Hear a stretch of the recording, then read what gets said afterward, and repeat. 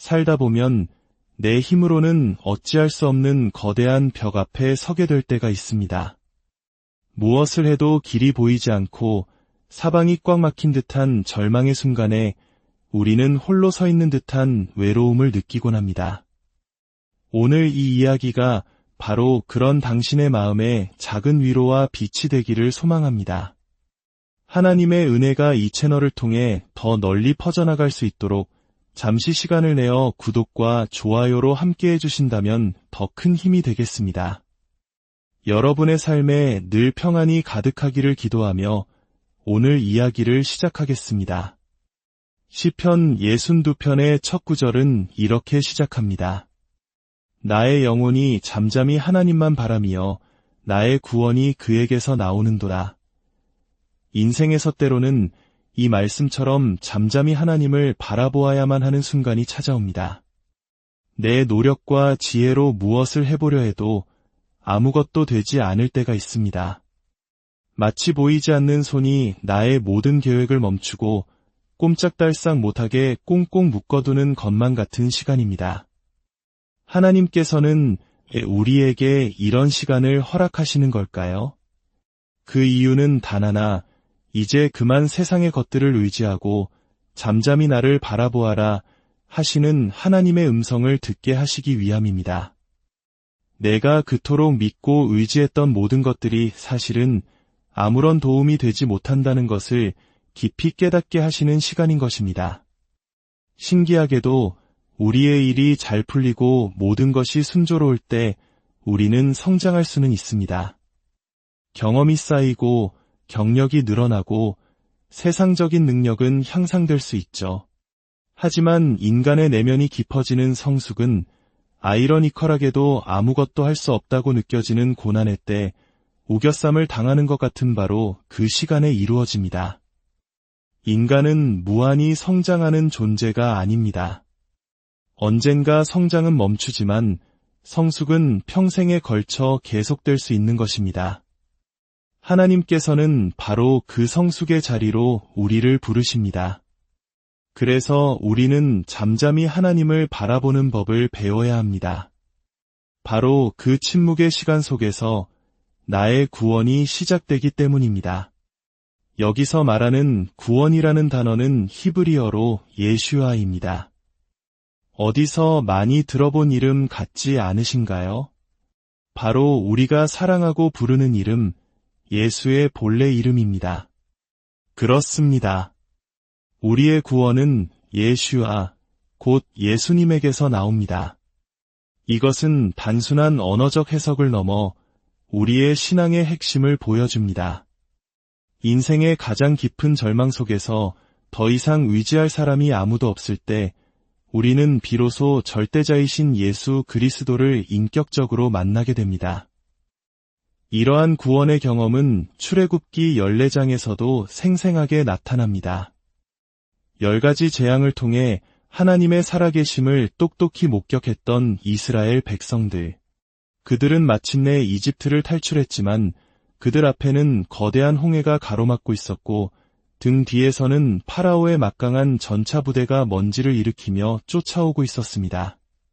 진퇴양난, 그야말로 완벽한 절망의 순간이었습니다. 백성들은 두려움에 떨며 모세를 원망하기 시작했습니다. 그때 모세가 백성들을 향해 외칩니다. 출애굽기 14장 13절의 말씀입니다. 너희는 두려워하지 말고 가만히 서서 여호와께서 오늘 너희를 위하여 행하시는 구원을 보라. 너희가 오늘 본 애굽 사람을 영원히 다시 보지 아니하리라. 정말 대담한 선언이 아닙니까? 뒤에서는 죽음이 쫓아오고 앞에는 길이 막혀 있는데 가만히 서서 하나님의 구원을 보라고 말합니다. 우리가 발을 동동 구르고 조바심을 내고 안달해봐야 안 될 때는 안 되는 법입니다. 바로 그때가 하나님께서 잠잠히 나를 바라보라고 말씀하시는 순간입니다. 우리는 그저 부르짖어 기도할 뿐입니다. 왜냐하면 시편 기자의 고백처럼 오직 하나님만이 나의 반석이시요 나의 구원이시요 나의 요새이시기 때문입니다. 시편 기자는 내가 크게 흔들리지 아니하리로다 라고 고백합니다. 이 말은 역설적으로 지금 자신이 크게 흔들릴 수밖에 없는 절체절명의 상황에 처해 있음을 의미합니다. 이 시편은 다윗이 가장 사랑했던 아들 압살롬의 반역을 피해 도망치던 비참한 상황에서 쓰여진 것으로 추정됩니다. 한 나라의 왕이 아들에게 쫓겨나 맨발로 울며 도망가는 심정, 모든 것을 잃고 죽고 싶은 심정이었을 것입니다. 그 어떤 소망도 보이지 않는 칠흑 같은 어둠 속에서 다윗은 이 노래를 불렀던 것입니다. 이사야서 30장 15절에서도 하나님은 동일하게 말씀하십니다. 주 여호와 이스라엘의 거룩하신 이가 이같이 말씀하시되 너희가 돌이켜 조용히 있어야 구원을 얻을 것이요 잠잠하고 신뢰하여야 힘을 얻을 것이거늘 너희가 원하지 아니하는도다. 조용히 하나님을 신뢰해야 구원과 힘을 얻을 텐데 왜 그렇게 불안해하며 부산하게 뛰어다니느냐고 안타까워하시는 것입니다. 어쩌면 이는 끝없는 경쟁과 빨리빨리 문화 속에서 지쳐가는 오늘날 우리 한국인들에게 더욱 깊이 와닿는 메시지일지 모릅니다. 세상은 끊임없이 나를 증명하라고 더 빨리 달리라고 재촉하지만 신앙은 바로 그 순간 멈추어 서서 하나님의 구원을 보라고 말합니다. 이것이 바로 세상의 방식과 다른 잠잠히 있을 수 있는 믿음의 능력입니다. 다윗을 공격했던 자들은 어떤 사람들이었습니까? 그들은 마치 넘어지는 담벼락과 흔들리는 울타리처럼 다른 사람을 해치려고 일제히 달려들었습니다. 다윗을 왕의 자리에서 끌어내리기 위해 온갖 계략을 꾸미고 거짓을 즐기는 자들이었습니다. 더 무서운 것은 그들이 입으로는 축복이요 속으로는 저주로다 라고 한 구절입니다. 다윗의 곁에 있었던 아이도벨과 같은 책사들은 입으로는 왕을 축복하는 척했지만 마음속으로는 저주를 품고 있다가 결정적인 순간에 아들 압살롬의 편에 서서 다윗을 배신했습니다.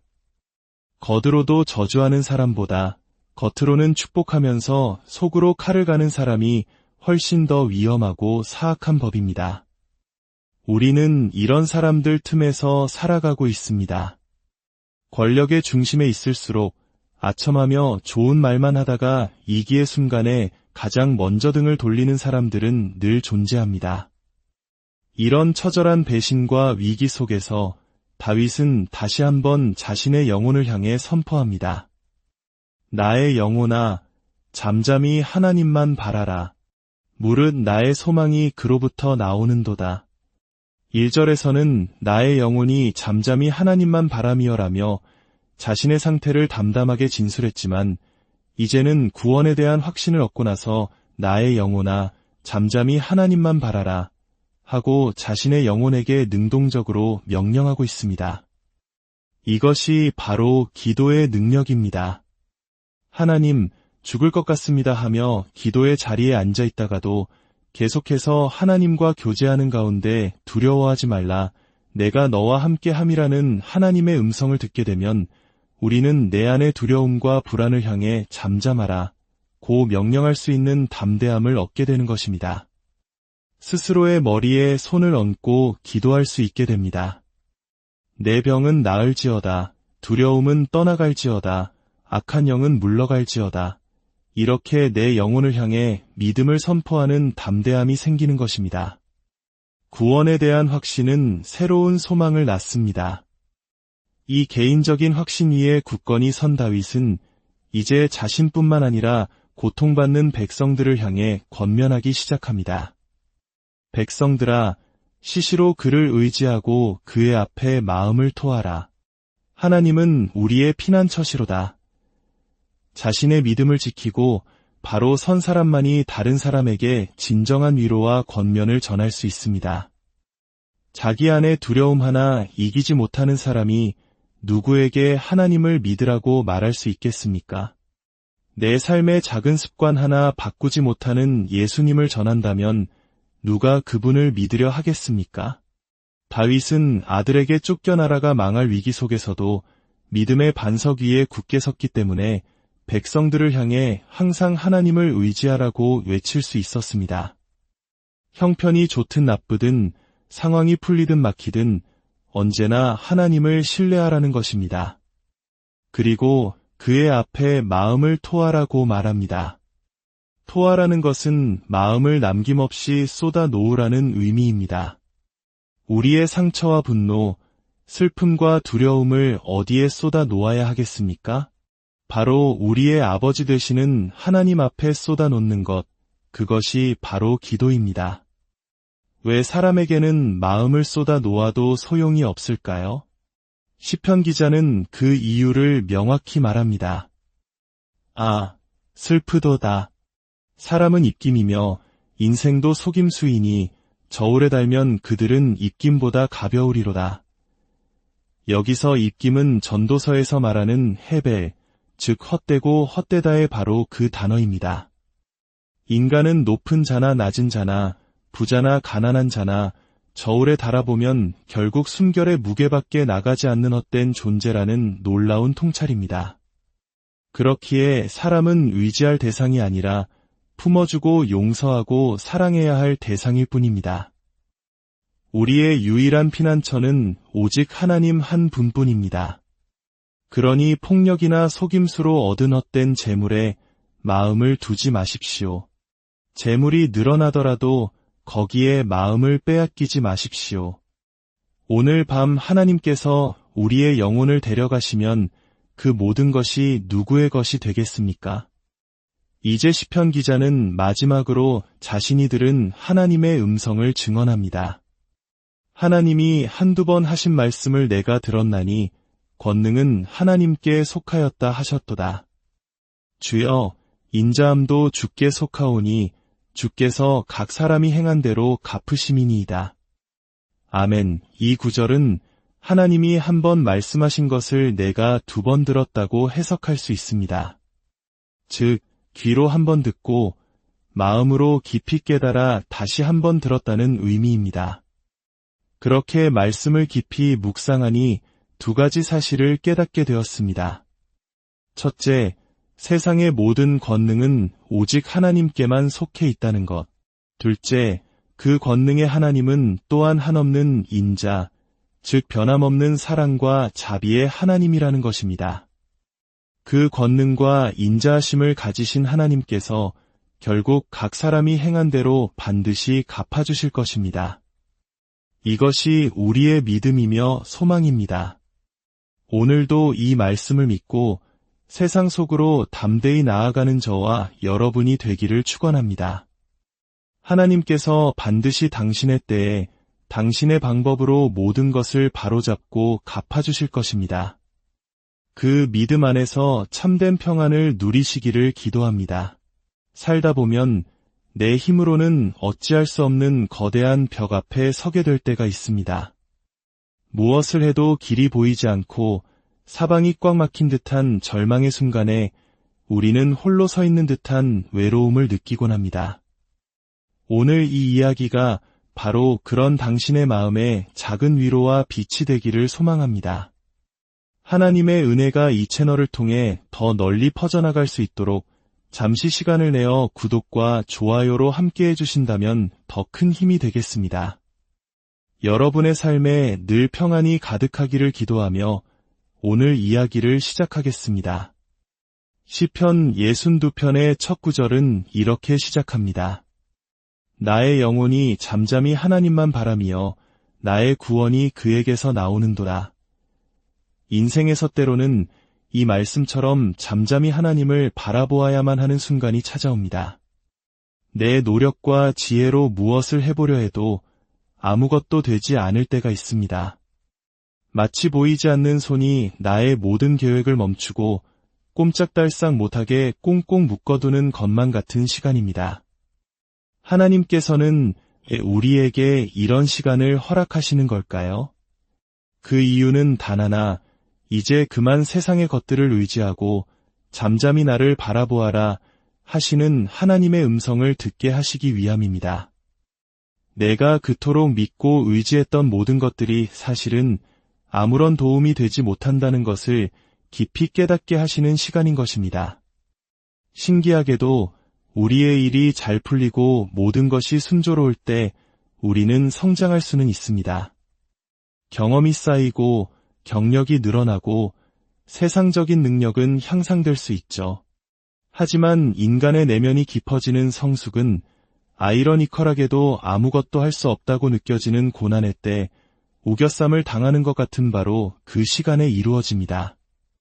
인간은 무한히 성장하는 존재가 아닙니다. 언젠가 성장은 멈추지만 성숙은 평생에 걸쳐 계속될 수 있는 것입니다. 하나님께서는 바로 그 성숙의 자리로 우리를 부르십니다.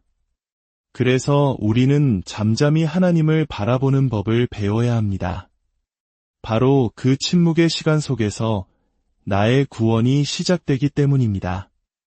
여기서 말하는 구원이라는 단어는 히브리어로 예슈아입니다.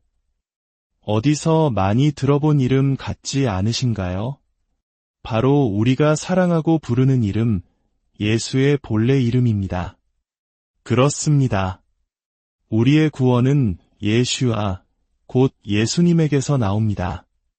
이것은 단순한 언어적 해석을 넘어 우리의 신앙의 핵심을 보여줍니다. 인생의 가장 깊은 절망 속에서 더 이상 의지할 사람이 아무도 없을 때 우리는 비로소 절대자이신 예수 그리스도를 인격적으로 만나게 됩니다. 이러한 구원의 경험은 출애굽기 14장에서도 생생하게 나타납니다. 10가지 재앙을 통해 하나님의 살아계심을 똑똑히 목격했던 이스라엘 백성들. 그들은 마침내 이집트를 탈출했지만 그들 앞에는 거대한 홍해가 가로막고 있었고 등 뒤에서는 파라오의 막강한 전차 부대가 먼지를 일으키며 쫓아오고 있었습니다. 진퇴양난, 그야말로 완벽한 절망의 순간이었습니다. 백성들은 두려움에 떨며 모세를 원망하기 시작했습니다. 그때 모세가 백성들을 향해 외칩니다. 출애굽기 14장 13절의 말씀입니다. 너희는 두려워하지 말고 가만히 서서 여호와께서 오늘 너희를 위하여 행하시는 구원을 보라. 너희가 오늘 본 애굽 사람을 영원히 다시 보지 아니하리라. 정말 대담한 선언이 아닙니까? 뒤에서는 죽음이 쫓아오고 앞에는 길이 막혀 있는데 가만히 서서 하나님의 구원을 보라고 말합니다. 우리가 발을 동동 구르고 조바심을 내고 안달해봐야 안 될 때는 안 되는 법입니다. 바로 그때가 하나님께서 잠잠히 나를 바라보라고 말씀하시는 순간입니다. 우리는 그저 부르짖어 기도할 뿐입니다. 왜냐하면 시편 기자의 고백처럼 오직 하나님만이 나의 반석이시요, 나의 구원이시요, 나의 요새이시기 때문입니다. 시편 기자는 내가 크게 흔들리지 아니하리로다 라고 고백합니다. 이 말은 역설적으로 지금 자신이 크게 흔들릴 수밖에 없는 절체절명의 상황에 처해 있음을 의미합니다. 이 시편은 다윗이 가장 사랑했던 아들 압살롬의 반역을 피해 도망치던 비참한 상황에서 쓰여진 것으로 추정됩니다. 한 나라의 왕이 아들에게 쫓겨나 맨발로 울며 도망가는 심정, 모든 것을 잃고 죽고 싶은 심정이었을 것입니다. 그 어떤 소망도 보이지 않는 칠흑 같은 어둠 속에서 다윗은 이 노래를 불렀던 것입니다. 이사야서 30장 15절에서도 하나님은 동일하게 말씀하십니다. 주 여호와 이스라엘의 거룩하신 이가 이같이 말씀하시되 너희가 돌이켜 조용히 있어야 구원을 얻을 것이요 잠잠하고 신뢰하여야 힘을 얻을 것이거늘 너희가 원하지 아니하는도다. 조용히 하나님을 신뢰해야 구원과 힘을 얻을 텐데 왜 그렇게 불안해하며 부산하게 뛰어다니느냐고 안타까워하시는 것입니다. 어쩌면 이는 끝없는 경쟁과 빨리빨리 문화 속에서 지쳐가는 오늘날 우리 한국인들에게 더욱 깊이 와닿는 메시지일지 모릅니다. 세상은 끊임없이 나를 증명하라고 더 빨리 달리라고 재촉하지만 신앙은 바로 그 순간 멈추어 서서 하나님의 구원을 보라고 말합니다. 이것이 바로 세상의 방식과 다른 잠잠히 있을 수 있는 믿음의 능력입니다. 다윗을 공격했던 자들은 어떤 사람들이었습니까? 그들은 마치 넘어지는 담벼락과 흔들리는 울타리처럼 다른 사람을 해치려고 일제히 달려들었습니다. 다윗을 왕의 자리에서 끌어내리기 위해 온갖 계략을 꾸미고 거짓을 즐기는 자들이었습니다. 더 무서운 것은 그들이 입으로는 축복이요 속으로는 저주로다 라고 한 구절입니다.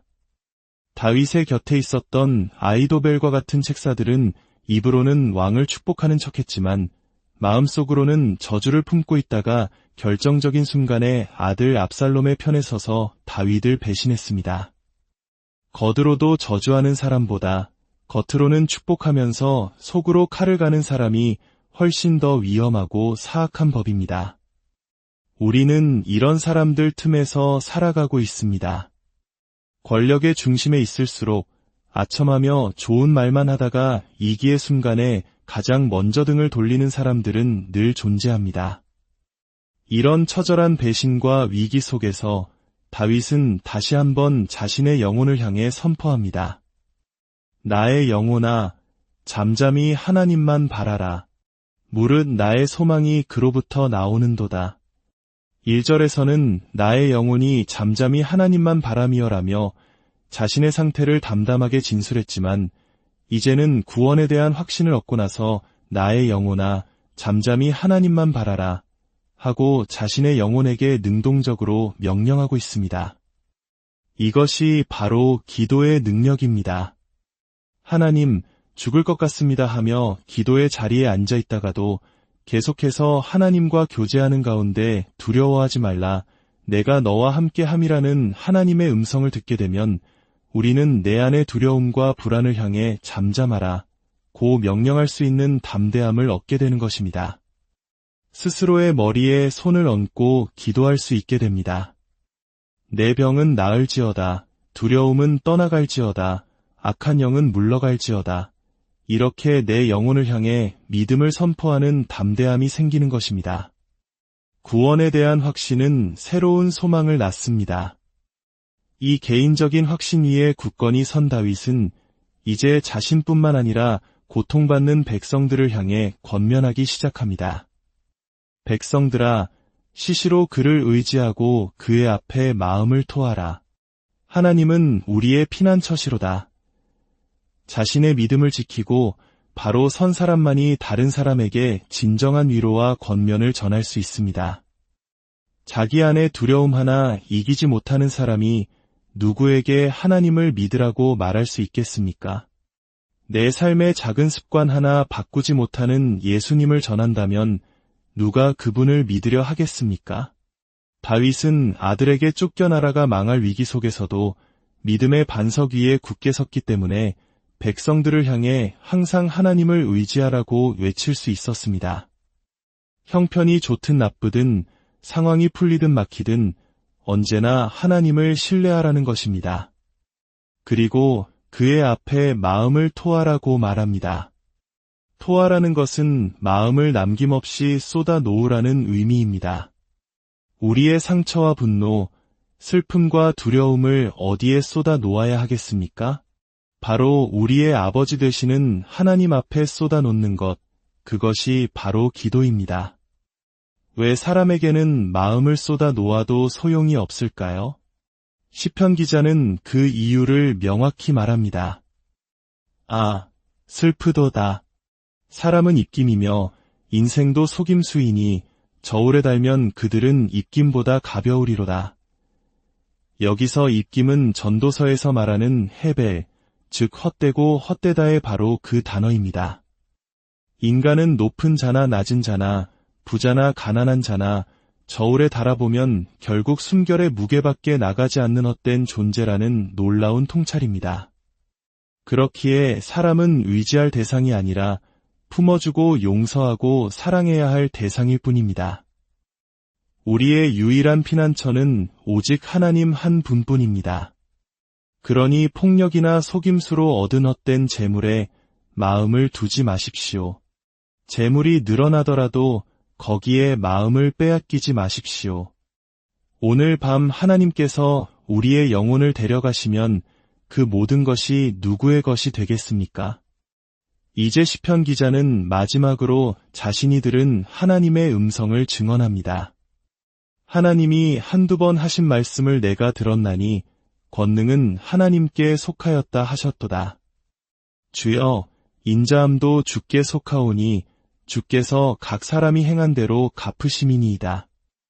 아멘. 이 구절은 하나님이 한 번 말씀하신 것을 내가 두 번 들었다고 해석할 수 있습니다. 즉, 귀로 한 번 듣고 마음으로 깊이 깨달아 다시 한 번 들었다는 의미입니다. 그렇게 말씀을 깊이 묵상하니 두 가지 사실을 깨닫게 되었습니다. 첫째, 세상의 모든 권능은 오직 하나님께만 속해 있다는 것. 둘째, 그 권능의 하나님은 또한 한없는 인자, 즉 변함없는 사랑과 자비의 하나님이라는 것입니다. 그 권능과 인자하심을 가지신 하나님께서 결국 각 사람이 행한 대로 반드시 갚아주실 것입니다. 이것이 우리의 믿음이며 소망입니다. 오늘도 이 말씀을 믿고 세상 속으로 담대히 나아가는 저와 여러분이 되기를 축원합니다. 하나님께서 반드시 당신의 때에 당신의 방법으로 모든 것을 바로잡고 갚아주실 것입니다. 그 믿음 안에서 참된 평안을 누리시기를 기도합니다. 살다 보면 내 힘으로는 어찌할 수 없는 거대한 벽 앞에 서게 될 때가 있습니다. 무엇을 해도 길이 보이지 않고 사방이 꽉 막힌 듯한 절망의 순간에 우리는 홀로 서 있는 듯한 외로움을 느끼곤 합니다. 오늘 이 이야기가 바로 그런 당신의 마음에 작은 위로와 빛이 되기를 소망합니다.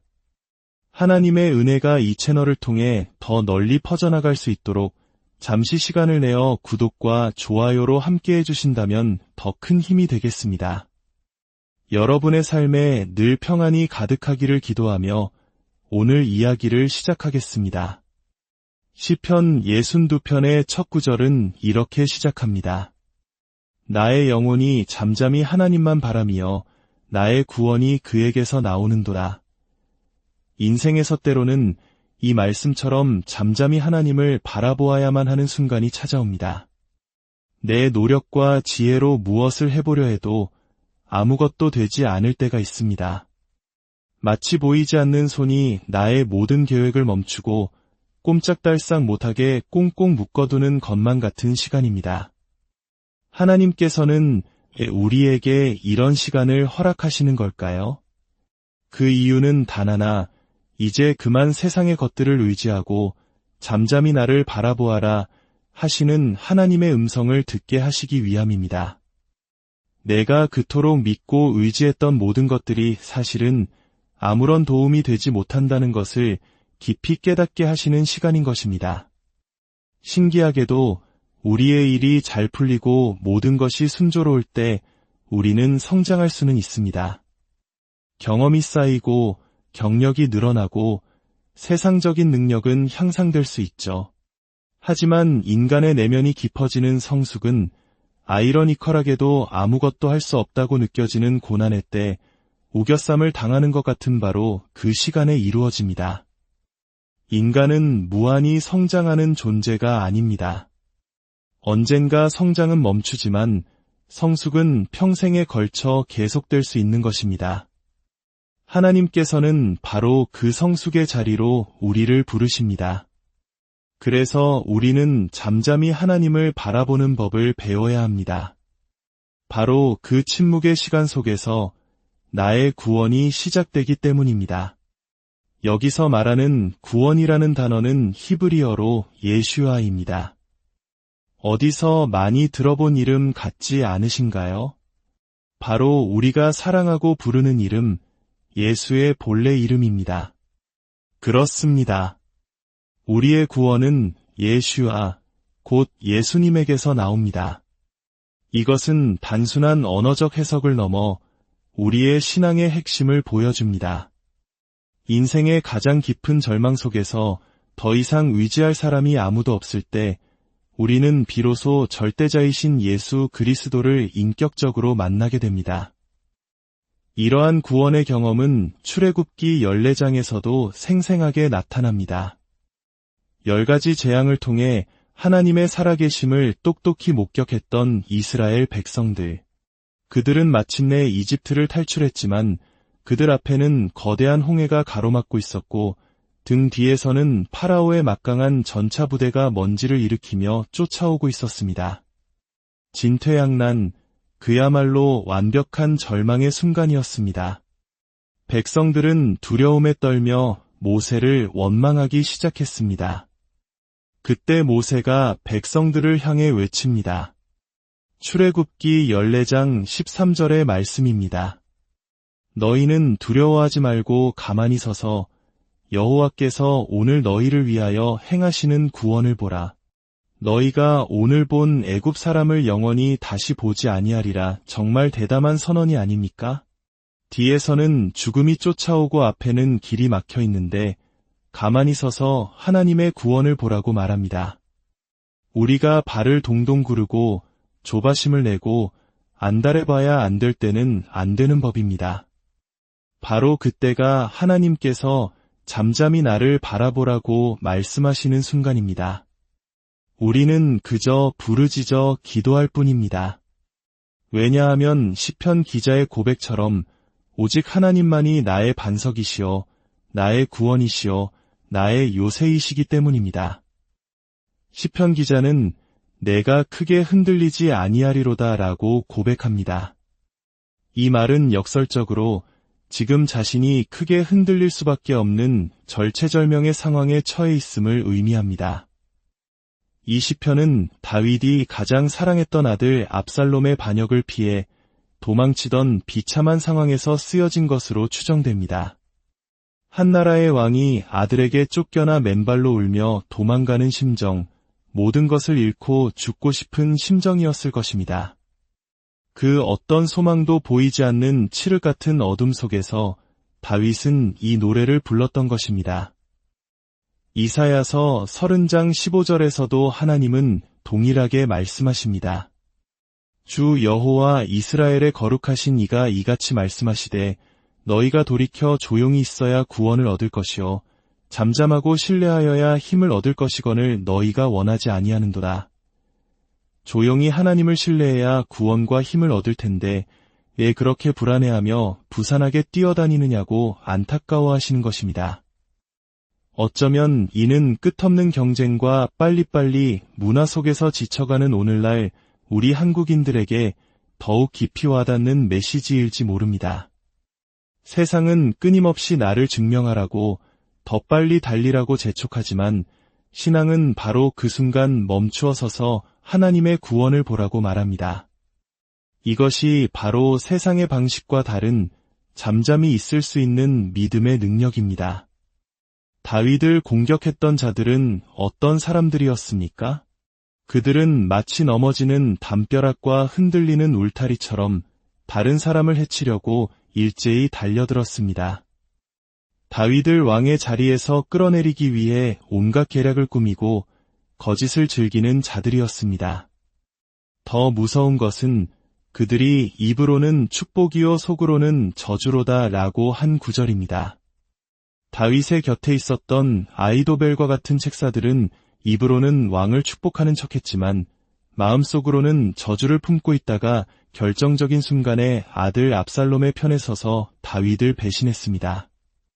겉으로도 저주하는 사람보다 겉으로는 축복하면서 속으로 칼을 가는 사람이 훨씬 더 위험하고 사악한 법입니다. 우리는 이런 사람들 틈에서 살아가고 있습니다. 권력의 중심에 있을수록 아첨하며 좋은 말만 하다가 이기의 순간에 가장 먼저 등을 돌리는 사람들은 늘 존재합니다. 이런 처절한 배신과 위기 속에서 다윗은 다시 한번 자신의 영혼을 향해 선포합니다. 나의 영혼아, 잠잠히 하나님만 바라라. 무릇 나의 소망이 그로부터 나오는도다. 1절에서는 나의 영혼이 잠잠히 하나님만 바라미어라며 자신의 상태를 담담하게 진술했지만 이제는 구원에 대한 확신을 얻고 나서 나의 영혼아, 잠잠히 하나님만 바라라. 하고 자신의 영혼에게 능동적으로 명령하고 있습니다. 이것이 바로 기도의 능력입니다. 하나님, 죽을 것 같습니다 하며 기도의 자리에 앉아 있다가도 계속해서 하나님과 교제하는 가운데 두려워하지 말라, 내가 너와 함께 함이라는 하나님의 음성을 듣게 되면 우리는 내 안의 두려움과 불안을 향해 잠잠하라 고 명령할 수 있는 담대함을 얻게 되는 것입니다. 스스로의 머리에 손을 얹고 기도할 수 있게 됩니다. 내 병은 나을지어다, 두려움은 떠나갈지어다, 악한 영은 물러갈지어다. 이렇게 내 영혼을 향해 믿음을 선포하는 담대함이 생기는 것입니다. 구원에 대한 확신은 새로운 소망을 낳습니다. 이 개인적인 확신 위에 굳건히 선 다윗은 이제 자신뿐만 아니라 고통받는 백성들을 향해 권면하기 시작합니다. 백성들아, 시시로 그를 의지하고 그의 앞에 마음을 토하라. 하나님은 우리의 피난처시로다. 자신의 믿음을 지키고 바로 선 사람만이 다른 사람에게 진정한 위로와 권면을 전할 수 있습니다. 자기 안에 두려움 하나 이기지 못하는 사람이 누구에게 하나님을 믿으라고 말할 수 있겠습니까? 내 삶의 작은 습관 하나 바꾸지 못하는 예수님을 전한다면 누가 그분을 믿으려 하겠습니까? 다윗은 아들에게 쫓겨나라가 망할 위기 속에서도 믿음의 반석 위에 굳게 섰기 때문에 백성들을 향해 항상 하나님을 의지하라고 외칠 수 있었습니다. 형편이 좋든 나쁘든 상황이 풀리든 막히든 언제나 하나님을 신뢰하라는 것입니다. 그리고 그의 앞에 마음을 토하라고 말합니다. 토하라는 것은 마음을 남김없이 쏟아 놓으라는 의미입니다.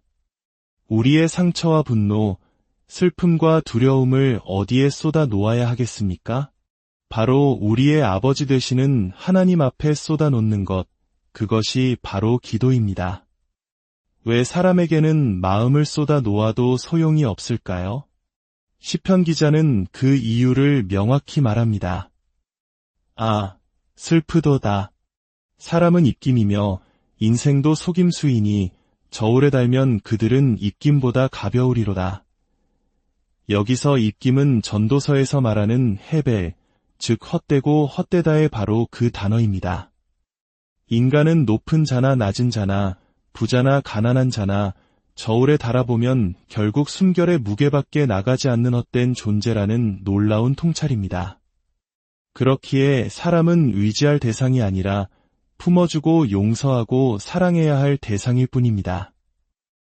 우리의 유일한 피난처는 오직 하나님 한 분뿐입니다. 그러니 폭력이나 속임수로 얻은 헛된 재물에 마음을 두지 마십시오. 재물이 늘어나더라도 거기에 마음을 빼앗기지 마십시오. 오늘 밤 하나님께서 우리의 영혼을 데려가시면 그 모든 것이 누구의 것이 되겠습니까? 이제 시편 기자는 마지막으로 자신이 들은 하나님의 음성을 증언합니다. 하나님이 한두 번 하신 말씀을 내가 들었나니 권능은 하나님께 속하였다 하셨도다. 주여, 인자함도 주께 속하오니 주께서 각 사람이 행한 대로 갚으심이니이다. 아멘. 이 구절은 하나님이 한 번 말씀하신 것을 내가 두 번 들었다고 해석할 수 있습니다. 즉, 귀로 한 번 듣고 마음으로 깊이 깨달아 다시 한 번 들었다는 의미입니다. 그렇게 말씀을 깊이 묵상하니 두 가지 사실을 깨닫게 되었습니다. 첫째, 세상의 모든 권능은 오직 하나님께만 속해 있다는 것. 둘째, 그 권능의 하나님은 또한 한없는 인자, 즉 변함없는 사랑과 자비의 하나님이라는 것입니다. 그 권능과 인자하심을 가지신 하나님께서 결국 각 사람이 행한 대로 반드시 갚아주실 것입니다. 이것이 우리의 믿음이며 소망입니다. 오늘도 이 말씀을 믿고 세상 속으로 담대히 나아가는 저와 여러분이 되기를 축원합니다. 하나님께서 반드시 당신의 때에 당신의 방법으로 모든 것을 바로잡고 갚아주실 것입니다. 그 믿음 안에서 참된 평안을 누리시기를 기도합니다. 살다 보면 내 힘으로는 어찌할 수 없는 거대한 벽 앞에 서게 될 때가 있습니다. 무엇을 해도 길이 보이지 않고 사방이 꽉 막힌 듯한 절망의 순간에 우리는 홀로 서 있는 듯한 외로움을 느끼곤 합니다. 오늘 이 이야기가 바로 그런 당신의 마음에 작은 위로와 빛이 되기를 소망합니다. 하나님의 은혜가 이 채널을 통해 더 널리 퍼져나갈 수 있도록 잠시 시간을 내어 구독과 좋아요로 함께 해주신다면 더 큰 힘이 되겠습니다. 여러분의 삶에 늘 평안이 가득하기를 기도하며 오늘 이야기를 시작하겠습니다. 시편 62편의 첫 구절은 이렇게 시작합니다. 나의 영혼이 잠잠히 하나님만 바라며 나의 구원이 그에게서 나오는도다. 인생에서 때로는 이 말씀처럼 잠잠히 하나님을 바라보아야만 하는 순간이 찾아옵니다. 내 노력과 지혜로 무엇을 해보려 해도 아무것도 되지 않을 때가 있습니다. 마치 보이지 않는 손이 나의 모든 계획을 멈추고 꼼짝달싹 못하게 꽁꽁 묶어두는 것만 같은 시간입니다. 하나님께서는 우리에게 이런 시간을 허락하시는 걸까요? 그 이유는 단 하나, 이제 그만 세상의 것들을 의지하고 잠잠히 나를 바라보아라 하시는 하나님의 음성을 듣게 하시기 위함입니다. 내가 그토록 믿고 의지했던 모든 것들이 사실은 아무런 도움이 되지 못한다는 것을 깊이 깨닫게 하시는 시간인 것입니다. 신기하게도 우리의 일이 잘 풀리고 모든 것이 순조로울 때 우리는 성장할 수는 있습니다. 경험이 쌓이고 경력이 늘어나고 세상적인 능력은 향상될 수 있죠. 하지만 인간의 내면이 깊어지는 성숙은 아이러니컬하게도 아무것도 할 수 없다고 느껴지는 고난의 때 우겨쌈을 당하는 것 같은 바로 그 시간에 이루어집니다. 인간은 무한히 성장하는 존재가 아닙니다. 언젠가 성장은 멈추지만 성숙은 평생에 걸쳐 계속될 수 있는 것입니다. 하나님께서는 바로 그 성숙의 자리로 우리를 부르십니다. 그래서 우리는 잠잠히 하나님을 바라보는 법을 배워야 합니다. 바로 그 침묵의 시간 속에서 나의 구원이 시작되기 때문입니다. 여기서 말하는 구원이라는 단어는 히브리어로 예슈아입니다. 어디서 많이 들어본 이름 같지 않으신가요? 바로 우리가 사랑하고 부르는 이름, 예수의 본래 이름입니다. 그렇습니다. 우리의 구원은 예슈아, 곧 예수님에게서 나옵니다. 이것은 단순한 언어적 해석을 넘어 우리의 신앙의 핵심을 보여줍니다. 인생의 가장 깊은 절망 속에서 더 이상 의지할 사람이 아무도 없을 때 우리는 비로소 절대자이신 예수 그리스도를 인격적으로 만나게 됩니다. 이러한 구원의 경험은 출애굽기 14장에서도 생생하게 나타납니다. 10가지 재앙을 통해 하나님의 살아계심을 똑똑히 목격했던 이스라엘 백성들. 그들은 마침내 이집트를 탈출했지만 그들 앞에는 거대한 홍해가 가로막고 있었고 등 뒤에서는 파라오의 막강한 전차 부대가 먼지를 일으키며 쫓아오고 있었습니다. 진퇴양난, 그야말로 완벽한 절망의 순간이었습니다. 백성들은 두려움에 떨며 모세를 원망하기 시작했습니다. 그때 모세가 백성들을 향해 외칩니다. 출애굽기 14장 13절의 말씀입니다. 너희는 두려워하지 말고 가만히 서서 여호와께서 오늘 너희를 위하여 행하시는 구원을 보라. 너희가 오늘 본 애굽 사람을 영원히 다시 보지 아니하리라. 정말 대담한 선언이 아닙니까? 뒤에서는 죽음이 쫓아오고 앞에는 길이 막혀 있는데 가만히 서서 하나님의 구원을 보라고 말합니다. 우리가 발을 동동 구르고 조바심을 내고 안달해봐야 안 될 때는 안 되는 법입니다.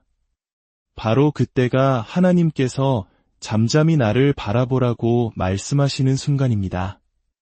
우리는 그저 부르짖어 기도할 뿐입니다. 왜냐하면 시편 기자의 고백처럼 오직 하나님만이 나의 반석이시요, 나의 구원이시요, 나의 요새이시기 때문입니다. 시편 기자는 내가 크게 흔들리지 아니하리로다 라고 고백합니다. 이 말은 역설적으로 지금 자신이 크게 흔들릴 수밖에 없는 절체절명의 상황에 처해 있음을 의미합니다. 이 시편은 다윗이 가장 사랑했던 아들 압살롬의 반역을 피해 도망치던 비참한 상황에서 쓰여진 것으로 추정됩니다. 한 나라의 왕이 아들에게 쫓겨나 맨발로 울며 도망가는 심정, 모든 것을 잃고 죽고 싶은 심정이었을 것입니다. 그 어떤 소망도 보이지 않는 칠흑 같은 어둠 속에서 다윗은 이 노래를 불렀던 것입니다. 이사야서 30장 15절에서도 하나님은 동일하게 말씀하십니다. 주 여호와 이스라엘의 거룩하신 이가 이같이 말씀하시되 너희가 돌이켜 조용히 있어야 구원을 얻을 것이요 잠잠하고 신뢰하여야 힘을 얻을 것이거늘 너희가 원하지 아니하는도다. 조용히 하나님을 신뢰해야 구원과 힘을 얻을 텐데 왜 그렇게 불안해하며 부산하게 뛰어다니느냐고 안타까워하시는 것입니다. 어쩌면 이는 끝없는 경쟁과 빨리빨리 문화 속에서 지쳐가는 오늘날 우리 한국인들에게 더욱 깊이 와닿는 메시지일지 모릅니다. 세상은 끊임없이 나를 증명하라고 더 빨리 달리라고 재촉하지만 신앙은 바로 그 순간 멈추어 서서 하나님의 구원을 보라고 말합니다. 이것이 바로 세상의 방식과 다른 잠잠히 있을 수 있는 믿음의 능력입니다. 다윗을 공격했던 자들은 어떤 사람들이었습니까? 그들은 마치 넘어지는 담벼락과 흔들리는 울타리처럼 다른 사람을 해치려고 일제히 달려들었습니다. 다윗을 왕의 자리에서 끌어내리기 위해 온갖 계략을 꾸미고 거짓을 즐기는 자들이었습니다. 더 무서운 것은 그들이 입으로는 축복이요 속으로는 저주로다 라고 한 구절입니다. 다윗의 곁에 있었던 아이도벨과 같은 책사들은 입으로는 왕을 축복하는 척했지만 마음속으로는 저주를 품고 있다가 결정적인 순간에 아들 압살롬의 편에 서서 다윗을 배신했습니다. 겉으로도 저주하는 사람보다 겉으로는 축복하면서 속으로 칼을 가는 사람이 훨씬 더 위험하고 사악한 법입니다. 우리는 이런 사람들 틈에서 살아가고 있습니다. 권력의 중심에 있을수록 아첨하며 좋은 말만 하다가 이기의 순간에 가장 먼저 등을 돌리는 사람들은 늘 존재합니다. 이런 처절한 배신과 위기 속에서 다윗은 다시 한번 자신의 영혼을 향해 선포합니다. 나의 영혼아, 잠잠히 하나님만 바라라. 무릇 나의 소망이 그로부터 나오는도다. 1절에서는 나의 영혼이 잠잠히 하나님만 바라미어라며 자신의 상태를 담담하게 진술했지만 이제는 구원에 대한 확신을 얻고 나서 나의 영혼아 잠잠히 하나님만 바라라 하고 자신의 영혼에게 능동적으로 명령하고 있습니다. 이것이 바로 기도의 능력입니다. 하나님, 죽을 것 같습니다 하며 기도의 자리에 앉아 있다가도 계속해서 하나님과 교제하는 가운데 두려워하지 말라, 내가 너와 함께 함이라는 하나님의 음성을 듣게 되면 우리는 내 안의 두려움과 불안을 향해 잠잠하라 고 명령할 수 있는 담대함을 얻게 되는 것입니다. 스스로의 머리에 손을 얹고 기도할 수 있게 됩니다. 내 병은 나을지어다, 두려움은 떠나갈지어다, 악한 영은 물러갈지어다. 이렇게 내 영혼을 향해 믿음을 선포하는 담대함이 생기는 것입니다. 구원에 대한 확신은 새로운 소망을 낳습니다. 이 개인적인 확신 위에 굳건히 선 다윗은 이제 자신뿐만 아니라 고통받는 백성들을 향해 권면하기 시작합니다. 백성들아, 시시로 그를 의지하고 그의 앞에 마음을 토하라. 하나님은 우리의 피난처시로다. 자신의 믿음을 지키고 바로 선 사람만이 다른 사람에게 진정한 위로와 권면을 전할 수 있습니다. 자기 안에 두려움 하나 이기지 못하는 사람이 누구에게 하나님을 믿으라고 말할 수 있겠습니까? 내 삶의 작은 습관 하나 바꾸지 못하는 예수님을 전한다면 누가 그분을 믿으려 하겠습니까? 다윗은 아들에게 쫓겨나라가 망할 위기 속에서도 믿음의 반석 위에 굳게 섰기 때문에 백성들을 향해 항상 하나님을 의지하라고 외칠 수 있었습니다. 형편이 좋든 나쁘든 상황이 풀리든 막히든 언제나 하나님을 신뢰하라는 것입니다. 그리고 그의 앞에 마음을 토하라고 말합니다. 토하라는 것은 마음을 남김없이 쏟아 놓으라는 의미입니다. 우리의 상처와 분노, 슬픔과 두려움을 어디에 쏟아 놓아야 하겠습니까? 바로 우리의 아버지 되시는 하나님 앞에 쏟아 놓는 것, 그것이 바로 기도입니다. 왜 사람에게는 마음을 쏟아 놓아도 소용이 없을까요? 시편 기자는 그 이유를 명확히 말합니다. 아, 슬프도다. 사람은 입김이며 인생도 속임수이니 저울에 달면 그들은 입김보다 가벼우리로다. 여기서 입김은 전도서에서 말하는 헤벨, 즉 헛되고 헛되다의 바로 그 단어입니다. 인간은 높은 자나 낮은 자나 부자나 가난한 자나 저울에 달아보면 결국 숨결의 무게밖에 나가지 않는 헛된 존재라는 놀라운 통찰입니다. 그렇기에 사람은 의지할 대상이 아니라 품어주고 용서하고 사랑해야 할 대상일 뿐입니다. 우리의 유일한 피난처는 오직 하나님 한 분뿐입니다. 그러니 폭력이나 속임수로 얻은 헛된 재물에 마음을 두지 마십시오. 재물이 늘어나더라도 거기에 마음을 빼앗기지 마십시오. 오늘 밤 하나님께서 우리의 영혼을 데려가시면 그 모든 것이 누구의 것이 되겠습니까? 이제 시편 기자는 마지막으로 자신이 들은 하나님의 음성을 증언합니다. 하나님이 한두 번 하신 말씀을 내가 들었나니 권능은 하나님께 속하였다 하셨도다. 주여, 인자함도 주께 속하오니 주께서 각 사람이 행한 대로 갚으심이니이다. 아멘. 이 구절은 하나님이 한 번 말씀하신 것을 내가 두 번 들었다고 해석할 수 있습니다. 즉, 귀로 한 번 듣고 마음으로 깊이 깨달아 다시 한 번 들었다는 의미입니다. 그렇게 말씀을 깊이 묵상하니 두 가지 사실을 깨닫게 되었습니다. 첫째, 세상의 모든 권능은 오직 하나님께만 속해 있다는 것. 둘째, 그 권능의 하나님은 또한 한없는 인자, 즉 변함없는 사랑과 자비의 하나님이라는 것입니다.